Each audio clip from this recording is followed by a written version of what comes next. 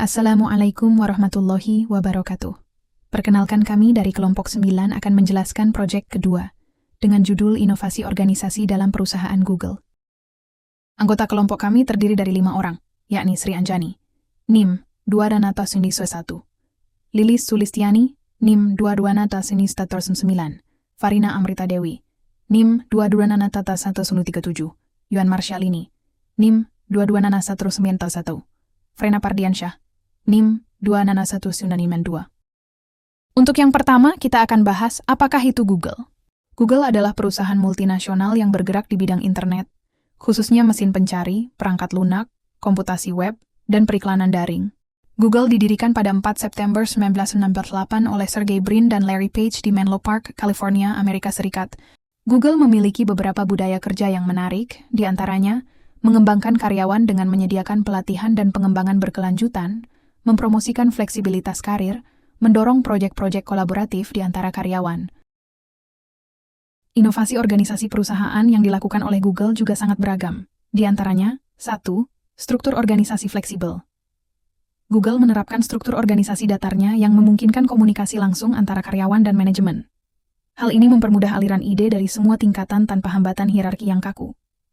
Google juga menggunakan model team-based, di mana tim lintas fungsi bekerja sama dalam proyek untuk menghasilkan solusi inovatif.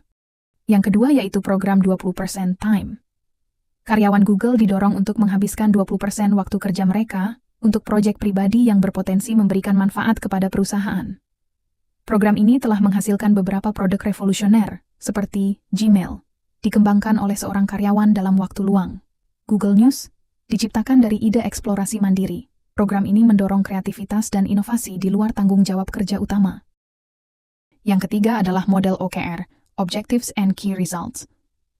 Google menggunakan pendekatan OKR untuk mengelola tujuan organisasi. Sistem ini memungkinkan setiap karyawan untuk memiliki tujuan yang jelas, dapat diukur, dan selaras dengan visi perusahaan. OKR juga meningkatkan transparansi dan memungkinkan karyawan di berbagai level memahami kontribusi mereka terhadap pencapaian perusahaan. Inovasi yang keempat adalah budaya kerja berbasis data. Google memanfaatkan People Analytics untuk mengelola dan meningkatkan kinerja karyawan. Data digunakan untuk menganalisis bagaimana tim berkolaborasi, mengidentifikasi kebutuhan pelatihan, meningkatkan keseimbangan kerja dan kehidupan karyawan. Pendekatan berbasis data ini membuat keputusan HR lebih objektif dan efektif. Yang kelima adalah inkubator internal, Area 120. Google mendirikan Area 120, sebuah inkubator internal tempat karyawan dapat mengembangkan ide-ide baru menjadi proyek nyata.